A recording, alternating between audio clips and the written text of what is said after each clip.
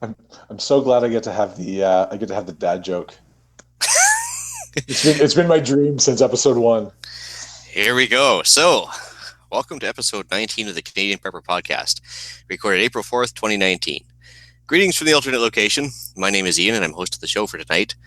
No, there's not been an overthrow attempt on the Alpha Prepper. Eric is busy researching our next episode while taking out the trash.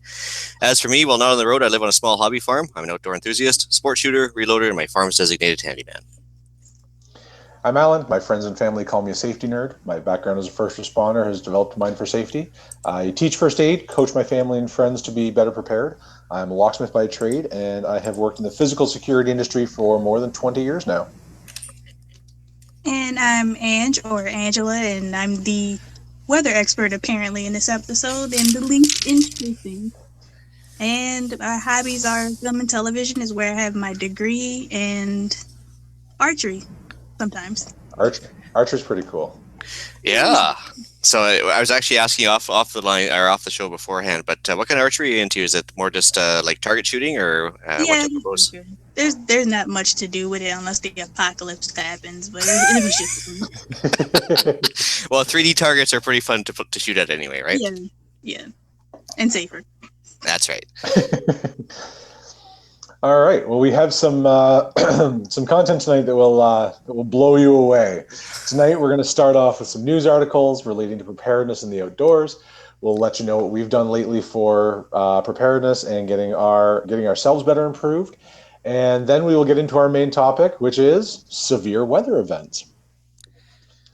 So let's start off with some news. I didn't put a link up yet because, frankly, I rushed through it. But if you've been following the news at all, Nebraska has been pretty badly hit by flooding. There's been billions of dollars in crop and livestock damage, which is not good. Most of central Ontario here in Canada is bracing for high winds, although not as high as what Newfoundland is going to see. Another article I put up here was from CNBC, and across England, there's that particular article links to a woman in London, in merry old England, and they're preparing for Brexit after years of controversy and votes. It's actually happening in the next couple of weeks, and they're preparing for the worst, that their supply chain is going to be cut off because of their lack of treaties and tariffs all of a sudden. So is that a thing where basically once the date happens, they're out of the EU, they don't have any trade deal worked out, or what's the deal with the sunset date? Well, any deal any trade agreement that was in place with the EU would no longer be valid. So if that trade deal did not include the UK specifically, then they would have to sign new agreements. And the concern based on what I read about the Brexit conspiracy theories is that because of that, they're going to run into shortages of all kinds of supplies, because England is a very small island and does not have a lot of its own resources, so it imports just about everything, which leads to their high cost of living in general. But after all the years of having, group purchasing power, all of a sudden that's going away, and that could that's the worry is that it's going to be a big deal. Of course, only time will tell, but that's why we prep, is to deal with the unknown. Cool. Yeah, so I put in a couple weather-related articles anyway. Parts of Newfoundland are going to be experiencing, actually it probably happened yesterday, but it's supposed to peter off today, but they had winds up to 180 kilometers an hour on the west coast of the island of Newfoundland, which is on our east coast there, Engine. Well above the threshold for what they would consider hurricane strength winds. So that was very interesting and very timely, I guess. So there's a little link to the article there. And then we also had 153 cases of measles in one little area of New York, just north of New York City, in what they call, I think it was Rockland County. And I guess it's all isolated one little community, so it's a pretty big deal, I guess. That's a lot of people in close proximity. That's we joke about the doomsday preppers being ready for a pandemic, but honestly, like when you go back to when you press the reset button and you get rid of technology, the biggest threat to lives going back in the 1800s and before that was hygiene more than anything. if you get sick and there's no way to stop the spread, I mean, the bubonic plague wiped out like 2/3 of Europe back in the day. So maybe they're not as crazy as we thought. What's the old saying? You're only paranoid till you're right. And just because you're paranoid, it doesn't mean they're not out to get you. Exactly. So, Anne, is there anything you want to talk about for news at all? Huh? Is there anything you want to talk about at all for news? Well, if everything happens to go black on my end, it's because we're in the middle of a severe thunderstorm. So I apologize for that. Well, that's also timely. That's pretty good, right? Yeah, and This was not planned. Yeah. So I guess we should move on to what we've done lately for preps. So I guess it's Alan first. Sure. I've been working on renos and still on a pretty serious training evolution this week. My end goal with these renos is to have more space to put away food, water, and supplies. So I'm getting close. Also made contact with the local ham radio club this week, so I'm picking up my book to get my license shortly. I did have something else in there, but I stopped mid-sentence and honestly can't remember what it was. As for me, I'm on the road right now. But I did manage to inventory and reorganize some basic supplies at the secure alternate location and broadcasting farm. And then I went on the University of YouTube, since I'm sitting in hotel rooms right now, and learned some basic stick welding techniques, because the one of my mentors back on the island is going to be teaching me some basic welding skills here, hopefully next week. And I've also been kind of watching some YouTube videos on ham radio courses. Basically, there's a lot of online courses available on there that kind of run you through the whole basic course, which is nice. And I took some time to back off some analog pictures I had from the old days and tried to put them into digital format so I could save them on my portable Never Coming Home drive. Cool. Yeah. So for yourself, Ange? a lot of the same things you guys do. Like, it's weird. So we recently got a shed to store all our stuff for like future hurricanes because Katrina was a lesson and a half. I recently bought everyone like portable chargers for their phones, that where they don't need to plug it in. That you just keep the chargers, the portable chargers, full, and you plug your phone into it, or like my mom likes to read off her Kindle or keep her Kindle charged off through that. And we're trying to back away from batteries a lot. So, but it's mostly having space to put all our stuff for future hurricanes, and because we don't know when to buy things until the news tells us to. Yeah, that's true. It's never hurts to have a backup power supply for sure. Yeah, it's mostly space and generators and stuff. But other than that, we've been kind of slacking, honestly. But I guess you were saying hurricane season's coming up, though, right? In a couple of months, yeah. Okay. Like June. Cool. Well, time to move on to the main topic, yes. So it's main topic of the show today is severe weather. I guess this will be part one of many. I'm sure we'll talk about other various weather aspects over the time. But today we're focusing on hurricanes and so how it can affect somebody with a mindset for preparedness. So while this may not affect most of us in Canada, similar storms happen on the east and west coastlines. And keep in mind, too, if you travel to foreign countries, you may find yourself stuck in one. Whether they call them a typhoon or a hurricane, it's just the same, just different parts of the world. They're defined as having heavy rain and winds exceeding at least 74 miles an hour or 119 kilometers an hour. So, of course, I just mentioned the Newfoundland weather there. That's 60 kilometers over the threshold. So, I mean, they're certainly getting some destructive winds there today. So, to talk about this tonight, we brought in some local authority on the subject. So that brings us to you, Sure, okay. Yeah, that's you. Sure, we'll call me that. So, tell us a little about yourself there, Ange. Well, I'm currently in my early 30s. I'm 33, and I lived through about 6 hurricanes, maybe. I've been told 10, but there's probably 3 I don't remember. And 2 tornadoes, which is weird for us. And a lot of thunderstorms every April. It's kind of a thing when everything starts to warm back up, right? April showers, they say. Spring make flowers, though. Yeah. Yeah, well, for myself, I've only been stuck in one in my life, and I was actually like a weird typhoon called Air back in 2004. I was in Taiwan for a multi-day job interview, and in the middle of the interview, they basically got up and said, "Well, we're going to go sit in our homes for the typhoon. Have a good day. See you in a few days. Come back when the storm's over." And I was kind of left to myself in the hotel room. So That sounds about right. yeah, I learned a lot about that. Just making sure I have lots of water handy and everything else. It was a bit of a learning curve for sure. Where I live is kind of on the lee side of the Great Lakes, and seen a lot of aftermath. We get a lot of thunderstorms around here. I've never been in the direct path of a tornado, but I've been close to them. I've seen a lot of aftermath of them. There was one in Goderich here going back almost 10 years, which is Goderich is a little port town right on the west side, on the west shore of Lake Huron. They got hit. They had about 3 minutes warning that it was coming, and it just flattened the town. There were I don't recall if there were any deaths. I don't think there were. I think there was very minimal personnel damage, but there were hundreds of homes and century-plus-old buildings destroyed that took years to recover from. Part of my job in first response has been to be part of the cleanup afterwards. So I've seen the effects of major weather. I've been fortunate enough to never be stuck in anything more than a major thunderstorm. Yeah. So isn't Goderich home to a nuclear plant too?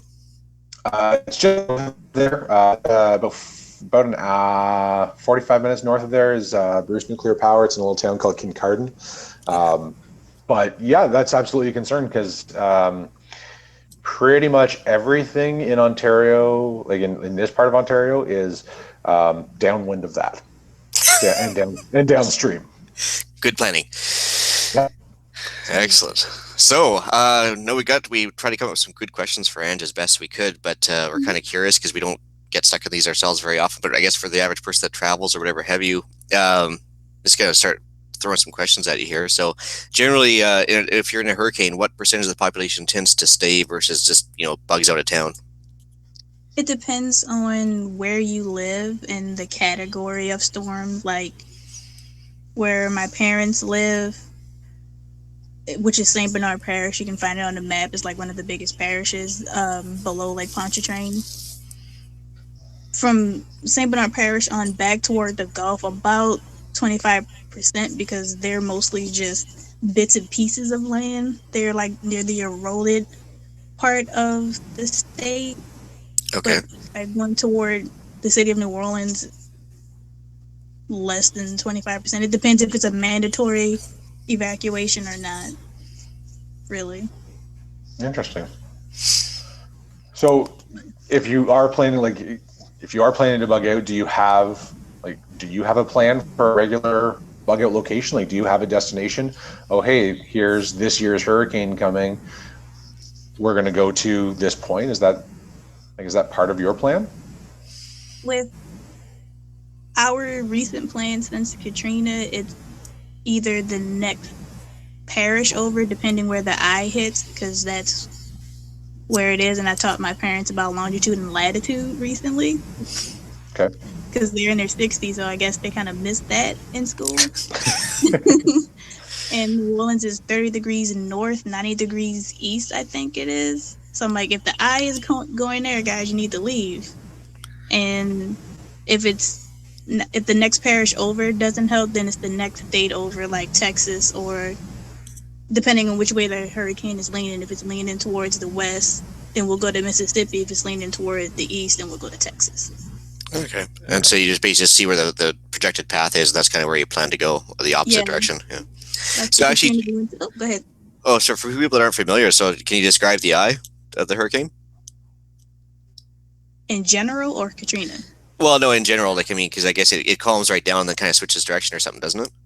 No, so say the hurricane is going like northwest, the eye takes the hurricane in that direction, and it's just pretty much the empty, calm part of the storm. So if it's coming towards New Orleans, you will get the front end that we call it of the hurricane, and then the eye, then it's calm for like maybe an hour, and then you get the back end of the hurricane. Yeah, the winds are kind of the opposite direction then, aren't they? Like they kind of like start blowing the other way? Or is that... Not really. Oh, okay. Not really. I thought there was kind of like a front or back thing, like it was a low pressure thing, but because it's only spinning in one direction, so if it's moving northwest, it'll move northwest, and the winds will generally blow in that direction. Oh, okay, cool. So I got a question for you. So law enforcement. So if the police are sitting there worried about people coming and going during the storm, do they kind of try to provide a bigger or smaller presence during the storm? Like, they expect it to stay and do patrols, or do they just like leave town as best they can if it's a big one? If it's a big one, they leave. They Good to know. they don't have time for that, so they leave. Well, except for But- the CNN reporters, they still stay though, right? They try and get right in the middle of the storm. And Yeah, that's them being nosy. They can stay outside in that if they want, but if it's like a little one, like the last one we had, yeah, they'll like usually set a curfew, and if you're out, you're going to jail. oh, that's good to know. Actually, so they introduce a curfew and they just assume that you're up to no good if you're not in the house. Mostly, well, they say for safety reasons, and then it kind of depends on which parish you're in. Like in St. Bernard Parish, half of the law enforcement went to high school with me, so it's like, Angela, go home. You need to go home. But if you're in like New Orleans, where it's a bigger city, and it's like, yeah, you're going to jail for the night until the storm's over. Okay, well, fair enough. I guess it's cheap. It's cheaper to lock you up than it is to come rescue you afterwards, right? Yeah, exactly. That's like exactly the saying that they say. They'll make us come save you. It's true, I guess. Is it, knowing that hurricanes are coming, and I mean, if you live in New Orleans, I'm sure it's just an expected reality. Mhm. Why is there always such a rush to grab plywood at Home Depot at the last second? Like, why do people not keep a stock on hand? We don't know exactly where it's going to land because Katrina wasn't supposed to hit New Orleans. It was supposed to go towards like Florida. And then, so everybody was like, cool, we get to relax. No problem. I got my little case of water. I'm good. Watch it on TV. And then within a matter of hours, it switched direction. And it's like, okay, you got like 2 days to get your stuff. Right. And I guess- people, I think, rather not spend the money if they don't have to. Well, I guess too, if it's in a moist climate too, I guess the wood doesn't last more than a year or two before it's rotted away, anyways. I guess, right? Yeah, pretty much. Yeah. Yeah. Yeah, I guess that makes sense. Learned the hard way with a wooden fence. It lasted like, I think 4 years, and then it was like, it looked like it was like 3,000 years old. It's the tropical humidity, right? It's just it's going to melt everything. So I kind of we treated it with, so it would last a little longer, and it did. But if you ever come down here and look at the wooden fences, they're not as old as you think. They're probably like 4 or 5 years old, but they look like they've been here since the 90s or something. cool. I guess that's another thing to take into consideration when you're making your plans, right? Is that what you have is subject to the weather. Yeah. So on that note, like when you're stocking up, what having been through hurricanes, what do you find you use most? What supplies do you need more of? I think it depends on your family. Like my family, we're water drinkers, so that's more important. And like grazers, we don't eat really big food. So if we have like bags of chips, like 2 bags of chips each, we're fine for the whole storm. Or like for Katrina, I remember my mom, we didn't want to like lose a lot of stuff, so she made sandwiches like for the largest picnic ever. Like she used all the bread, all of our meat and stuff, and made like 50 sandwiches. And then her whole family invited us to come because we weren't going to leave for the storm. We were going to stay. And they didn't bring anything. And luckily she made all those sandwiches and brought all the perishable foods because like in the middle of traffic, we all like had a picnic and ate everything. So I guess that's another point. I remember when like watching the news surrounding Katrina that their biggest challenge was mandatory evacuation, and then nobody could get anywhere because the interstates were all clogged up. Is it a normal thing to be just kind of stuck in the middle of nowhere and not being able to move? A lot of lessons were learned since then. Like when that happened, like at the last minute, they decided to open both sides of the interstate. So if you're coming in, you can still take the opposite direction. They just wanted everyone out. And if you couldn't get out, good luck. Yeah, it didn't go so well, eh? No. It's kind of tough, especially I saw the damage after. I think it was in New Orleans about 3 years afterwards, and it was still there's so much damage still that you know. Oh yeah, it's crazy. But so actually, just out of curiosity, and it's probably normal for you, but for us, it might seem as extra reinforcements and stuff. But what kind of stuff do you use to like reinforce your home for storms? Like, do you guys have like shutters you usually just throw over? Like, do you have water pumps in the? I don't even know. Do you have basements or like extra tarps or anything else? Definitely extra tarps for like if your roof is really old. Like right about now, the news, our local news is starting to tell you what to get depending on the situations. So like definitely load up on tarps.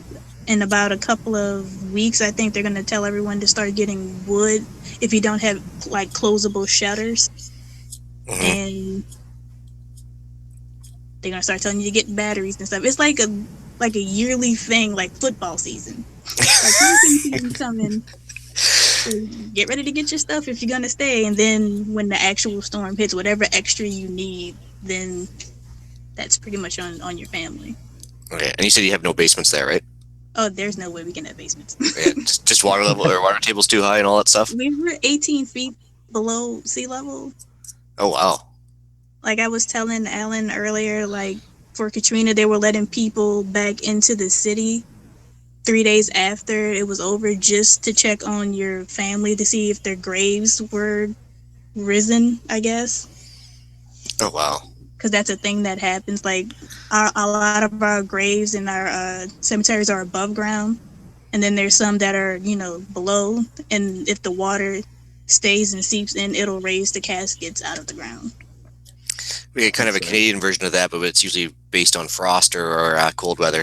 But it's results the same. Yeah, it's just frosty is a thing. Yep. But it's interesting. Yeah, so there's no basement down here, and if you have one, that's a miracle. I've never seen a basement in my life, and I'm in my 30s. Oh wow!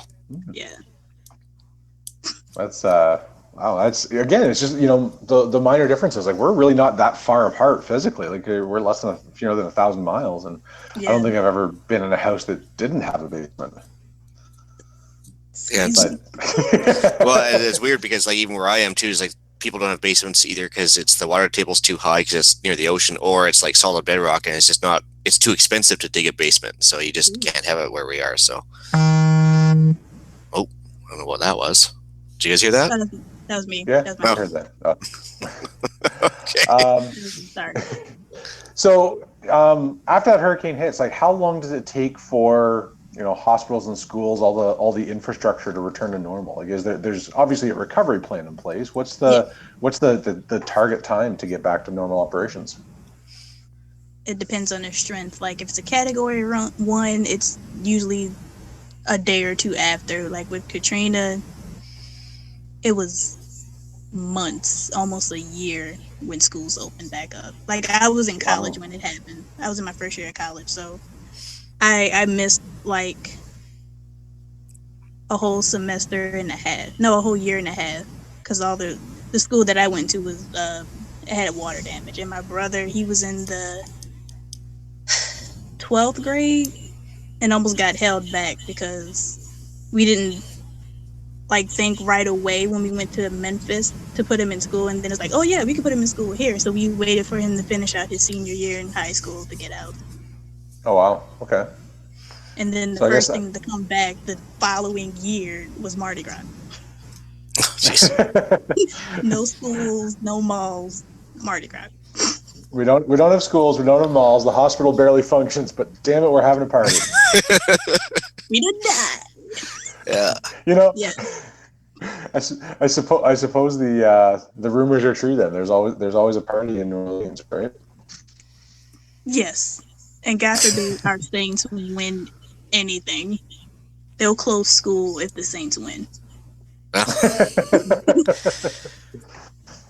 Sports town.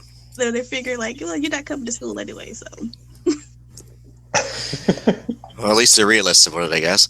Yeah. So I guess as far as a personal threat to you, Red, in your location, what's the biggest threat that you would consider, flooding, power outages, or whatever have you? What's your main concern, I guess?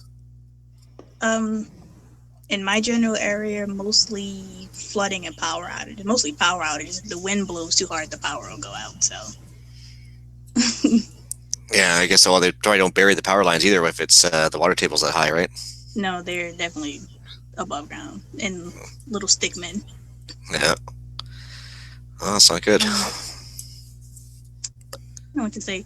And it also depends, like, when you buy home insurance, and depending on where your home is, like, the house around the corner could have flood insurance where the house behind that one wouldn't, because of just how the city is sinking. Like, some areas Weird. are Okay. sinking faster. Yeah. So they'll make you get flood insurance, or you can't buy the house. Yeah. Interesting. Like with our house, we weren't in a flood zone, so we didn't have to. And then Katrina hit, and it was like, you know what? Give us that flood insurance. On second Well, thought. you were saying that was like your house was under 22 feet of water. You were saying when that happened, 22 feet of water. It was above. Like, there were I grass stains. I can't even imagine. Grass stains on there. stains. I can't even imagine. I'm laughing because it's like unbelievable, but it's like, oh, that makes sense. The city's underwater practically. That makes sense. Jeez. Yeah. So with power being an issue, are like generators are a pretty normal occurrence there, I would imagine, right? Can you now, leave them around?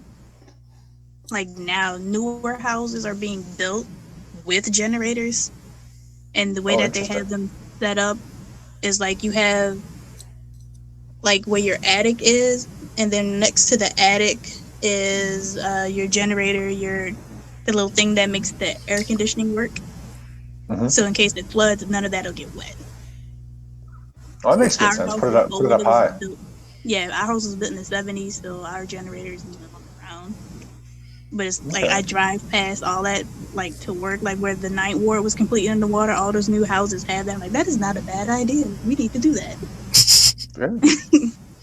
Is that something that's being retrofitted into like the historical homes? You were telling me that like the French Quarter is, almost, more than 100 years old now, getting close to 150 years. Is that something they're retrofitting on the back of the house? I know when they started updating fire codes in New York City, they started putting fire escapes on all the buildings. Is that something that's happening there now?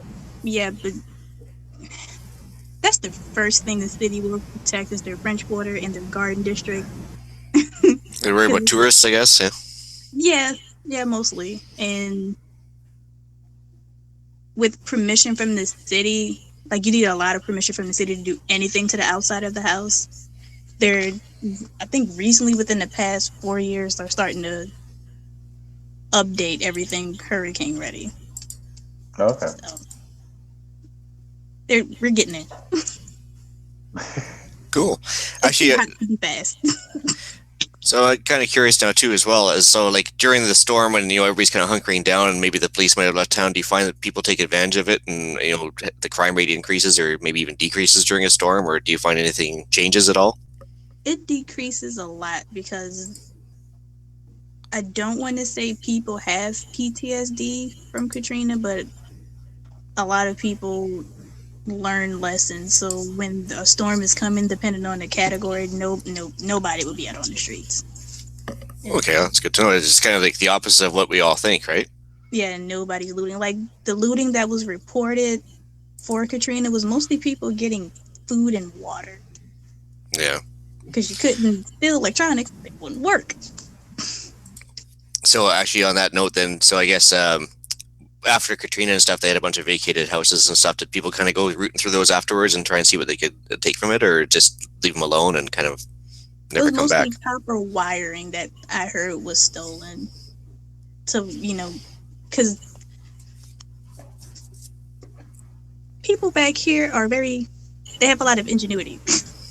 So if they can like salvage anything and make it work in their house, they'll take it. But as far as like people's like entertainment stuff like TVs and sofas and all that wasn't taken. A lot of it was also mostly to see if there were any bodies inside the house. Yeah, I guess that's a concern too, right? Yeah. Makes sense to at least do the check. It'll get hot and bodies will literally start boiling, and that's not a great smell. Well, It's really not. And a health I've condition smelled too, right? I've Like, smelled it. Yeah, legitimate health concern for sure. Yeah. Yeah. Or if there's alligators trapped. Once again, things sorry, that seriously, I don't have to. I was gonna say alligators trapped in the house. Yeah, like the the neighborhood I grew up in, New Orleans East. I forget which storm it was. I want to say it was Hurricane George. There were alligators coming out of the sewers, and they were just walking down the street. It was like a regular suburb, and you would look out your window, and there's like a little family of alligators. And here I thought I had to worry about cougars, but at least they're cute and cuddly. That's like one step up for sure. Just don't go outside. Just don't go outside. just don't go outside. That's a really good reason to be well prepared. Is alligators walking down the street, cranky alligators because they've been ejected from their homes. Yeah. Once again, this is why I live where the air hurts my face, is so that I don't have to deal with alligators coming out of the sewers and snakes. Oh yeah, so there's my weak point right there. But we have those anyway. Like we live near a canal, so they're just, hey, you're gardening today? That's nice. What you planting? Yeah, no, not interested. So, tell me, like what would you do? What would you recommend for preparing your home against high winds? Like high winds, whether it's a hurricane, whether it's a tornado coming. You've been through this. What kind of damage do you see? What do you do to prepare for that, to prevent it? Definitely make sure your roof is up to date.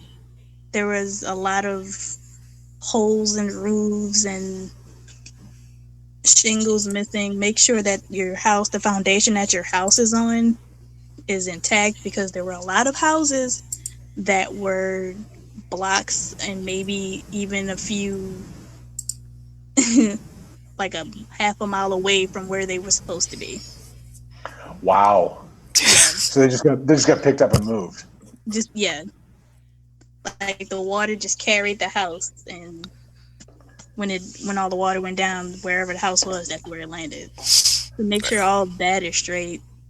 So Katrina did not clean up her room after she left. That's Oh no, she danced in her room, destroyed it, kicked stuff around, and was like, I'm done. Oh, jeez. wow. Yeah. Wow. So it's funny. It's funny now. Wow.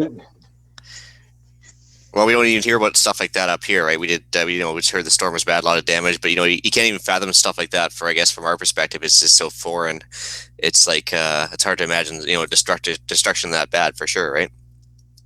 I usually tell people, think of having a toy house and shaking it, and then a kid throwing it. That's pretty much what New Orleans looked like. Well, I guess that's Or like when you see pictures of nuclear fallouts, where all the houses are destroyed, and where the wind damage from the bombs were, that's a little more accurate. That's interesting. Right now they're calling that storm on the Newfoundland a barn wrecker storm, and I'm like, well, that would make sense, I guess. Yeah. That sure would. Well, that's a lot of information there, Ange. I really appreciate that. So, any other things you want to talk about before we move on to the podcast challenge at all? If anybody from New Orleans is listening, please pay attention to the news. Make sure check on your grandparents, because there was they know about the incident with the old folks home. So if you have old people in the old folks home, please check on them. Yeah, season's coming. I guess that applies to all severe weather too, right? Whether it's a tornado and a blizzard, or whether it's a heat wave or a hurricane coming in off the coast. Just make sure you have a plan to check on the people and make sure that you know where they are and that they're well taken care of. That's really sound advice. We talked about that with our mutual assistance groups in the last episode, right? Like, if your people get stuck, how are you gonna get them out? Make that part of your plan. And don't forget about them. No, that's right. Yeah. Take care of your personal safety first, then with safety of immediate family, right? So my dad went and got his parents when when Katrina hit. He was like, "You guys come," and we left hours before Katrina hit. So they were makes like, good "Okay." sense. We didn't think it was going to hit us. That's why we didn't leave. And when one of my older cousins was like, "Come on, we're leaving," my dad called his side, and my mom called her side, and we all just like caravan out of there. And then my grandparents were like, "Oh, we're going to Mississippi. See you." See you. We're out of here. Yes, we got a better plan. You go. Their plan was way better. Well, Memphis is a long ways to go for an evacuation too. Well, all the hotels by the time we left in Texas, all the nearer ones were sold out, and so were the ones in Mississippi. And one of my cousins was like, "Well, I hear Memphis is good this time of year." Well, so it's, as long as you got the gas and the money to get there, it's perfect, right? So. Oh yeah, everybody emptied out their bank accounts and kind of my family's really neat. They like pulled everything together and we all like, "Here, I have this, put this toward all this, tell them we're coming." Well, it's good, especially when you guys decide to caravan out. That's a mini mag right there, right?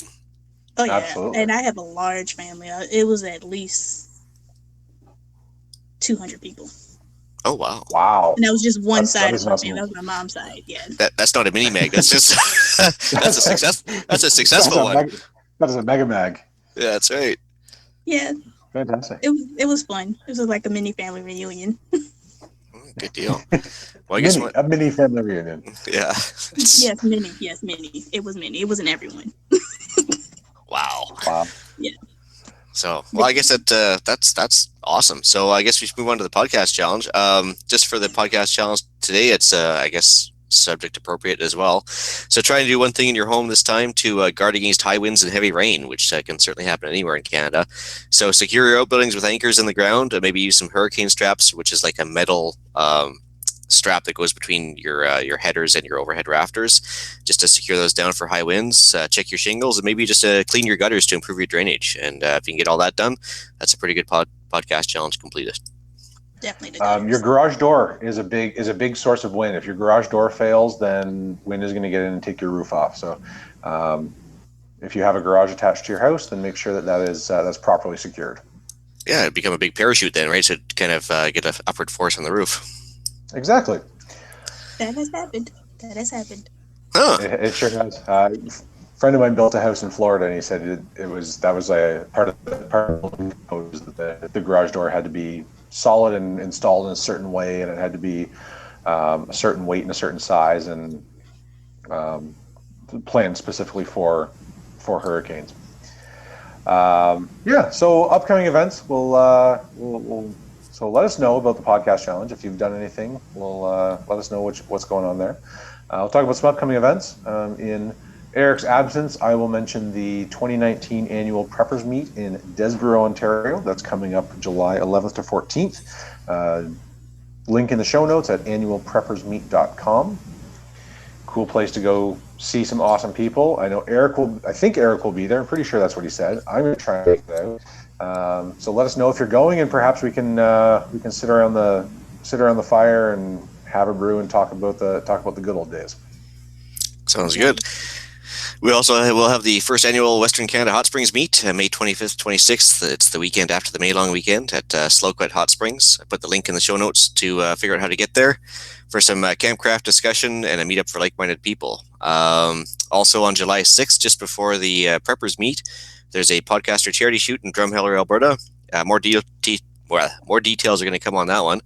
Everybody's welcome. Come on over and meet one of your favorite hosts from either Slamfire Radio, Canadian Patriot Podcast, meet some CCFR field officers. That's kind of like our NRA up north here, Ange. And then one or two people from our own show, maybe. I guess that'd probably be me, and hopefully I'll make it to the Preppers Meet too. Give a shout out here. If you were listening in, was that 2 episodes ago when we talked about the Survive the Storm course with Chris? He is putting that on sale now for a few days for just $39.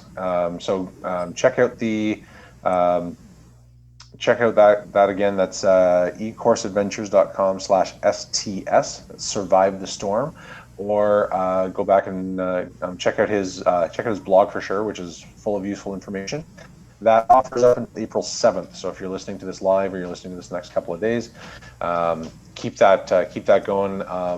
And yeah, definitely give Chris a shout out. Let him know that we sent you, and that'll be hopefully you'll get some great information out of that. Cool. I got a shout out for the traveling prepper.